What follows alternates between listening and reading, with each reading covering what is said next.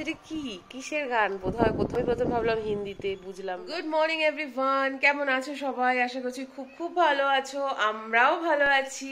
আর আজকের দিনটা আরেকটা নতুন গল্প নিয়ে তোমাদের সবার কাছে চলে এসেছি। টার্ন দ্য পেজের আরেকটা নতুন চ্যাপ্টারে তোমাদের সবাইকে ওয়েলকাম। ঘড়িতে বাজছে এখন প্রায় 8টার বেশি হয়ে গেছে। আজকে স্যাটারডে, আজকে ব্লগটা শুরু করছি সকাল 8:30 নাগাদ, কারণ আমরা উঠেছি লেট করে। আর এখানে একটা ভীষণ মজার জিনিস হয়েছে, সেটা তো তোমাদের সাথে অবশ্যই শেয়ার করব। তার একটা ছোট্ট গল্প আগে শেয়ার করি। এখানে যেদিন আমরা ফার্স্ট এসেছি, মানে লাস্ট উইক, তো আমরা হঠাৎ করে সকালবেলা শুনতে পাচ্ছি গান হচ্ছে, ঠিক আছে? মানে ধরো ফার্স্ট মর্নিং, মানে থার্সডে মর্নিংই ছিল। তো আমরা না অবাক হয়ে গেছি, বাবা সকালবেলা গান বাজাচ্ছে, তাহলে বোধহয় সবজি টবজি নিয়ে বেরিয়েছে, সুন্দর গান সুন্দর গান।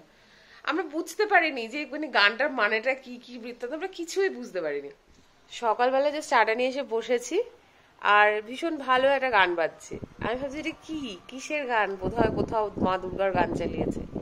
আমি প্রথম ভাবলাম হিন্দিতে, বুঝলাম না, তারপরে হিন্দি নয়, তাহলে কর্ণাটকি ভাষায় হবে হয়তো। তারপরে দেখছি সবাই বাইরে বেরিয়ে আসছে, কি ব্যাপার? ও বাবা, দেখি কচরাওয়ালা আয়া ঘর সে কচরা নিকাল। ওই যে অটোটা দেখতে পাচ্ছ, অটোর মতো দেখতে, এটা হচ্ছে ডাস্টবিন আলা, ঠিক আছে? এবার এটার যে গানটা বাজছে, আমি তো সেটা বুঝতে পারিনি যে মানে গানটার মানেটা কি কি বৃত্তান্ত, আমরা কিছুই বুঝতে পারিনি। তারপরে জানালা খুলে দেখছি সকালবেলায় এখান থেকে হচ্ছে কি ময়লা নিয়ে যাওয়ার জন্য যে গাড়ি হয়, মানে আমরা আরেকজন গেছিল আজকে ওই যে ময়লা দিতে।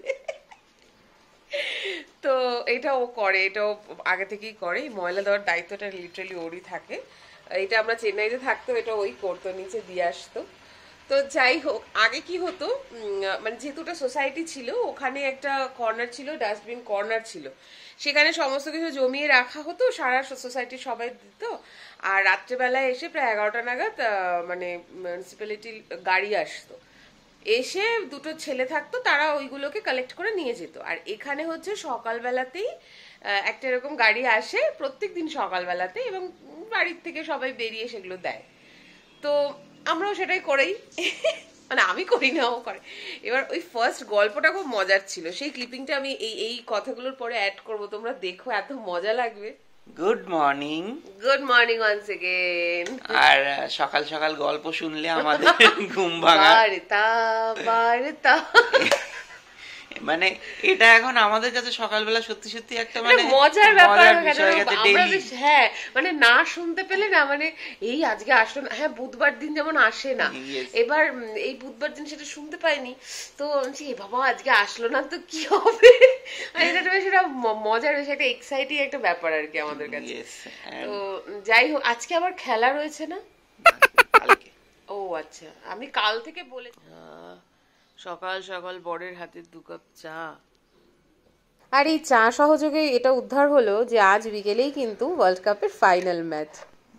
তো আমরা এখানে ম্যাচ দেখছিলাম, আর অবভিয়াসলি ইন্ডিয়া জিতেছে। এইখানটা জাস্ট তোমরা কতটা দেখতে পারবে জানি না, বাট জাস্ট এই দেখো এত বাজি ফাটাচ্ছে, এখন তো কিছুই বোঝা যাচ্ছে না। একটু আগে পর্যন্ত জাস্ট 4-5টা মানে এত বাজি ফাটাচ্ছিল, কি বলবো, দেখতেও ভালো লাগে। লোকজনের চিৎকার চেঁচামেচিটা কম এই এরিয়াটাতে, কিন্তু সিরিয়াসলি এত ভালো লাগছে।